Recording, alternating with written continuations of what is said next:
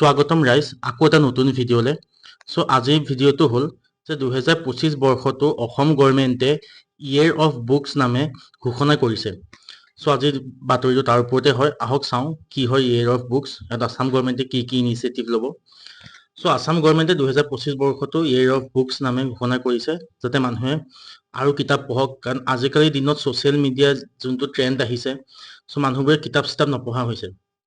যাতে আমাৰ কিতাপ পঢ়াৰ গুণটো আকৌ চলক, আকৌ আগবাঢ়ক, সেইটো কাৰণে অসম গভৰ্ণমেণ্টে 2025 বৰ্ষটো ইয়েৰ অফ বুকছ নামে ঘোষণা কৰিছে। ইয়াত গভৰ্ণমেণ্টে প্ৰথম কৈছে যে 1000 য়ং ৰাইটাৰ্ছক 25,000 টকাকে চবকে দিব, যাতে তাহাঁতি ফ'কাছ কৰিব পাৰে আৰু লিখিবৰ কাৰণে। কৈছে যে 1000 য়ং ৰাইটাৰ্ছক 25,000কে চবকে দিব, যাতে তাহাঁতি লিখা হেৰিত আকৌ কণ্টিনিউ কৰিব পাৰে।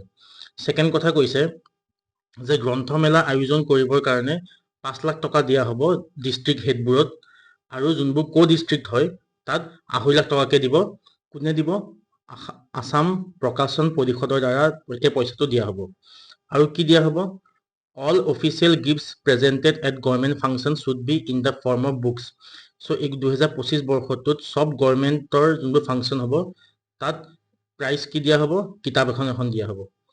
আৰু তাৰপিছত কি কৈছে যে প্ৰতিজন গভৰ্ণমেণ্ট এমপ্লয়ীক 1000 টকাকে দিয়া হ'ব কিতাপ কিনিবৰ কাৰণে।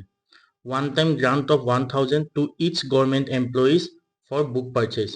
কিতাপ কিনিবৰ কাৰণে প্ৰতিজন গভৰ্ণমেণ্ট এমপ্লয়ীক 1000 টকাকে এক টাইমৰ কাৰণে গ্ৰাণ্ট দিয়া হ'ব, যাতে কিতাপ কিনি পঢ়িব পাৰে। বহুত ধুনীয়া ইনিচিয়েটিভ এটা লৈছে আছাম গভৰ্ণমেণ্টে।